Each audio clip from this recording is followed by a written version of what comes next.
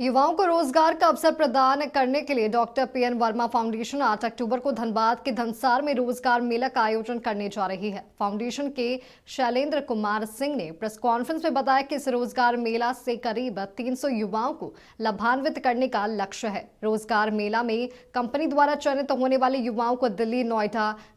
गाजियाबाद, गुरुग्राम समेत बड़े शहरों में नौकरी मिलेगी। ये डॉक्टर पीएन वर्मा फाउंडेशन जो विभिन्न एनजीओज और कंपनीज़ के सीएसआर को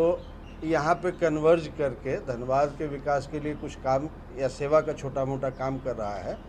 उनके द्वारा 8 अक्टूबर को रोजगार मेला का आयोजन किया जा रहा है। चूँकि यह पूजा का समय है और पूरे क्षेत्र में जहाँ तक आपके मीडिया, प्रिंट मीडिया हो या इलेक्ट्रॉनिक मीडिया हो, इसकी पहुँच है, वहाँ तक के युवाओं को इस रोज़गार मेले की जानकारी मिले, ताकि जो भी बेरोजगार युवा इससे लाभ उठाना चाहें उन तक सूचना पहुँच जाए और वो शामिल हों इस रोज़गार मेले।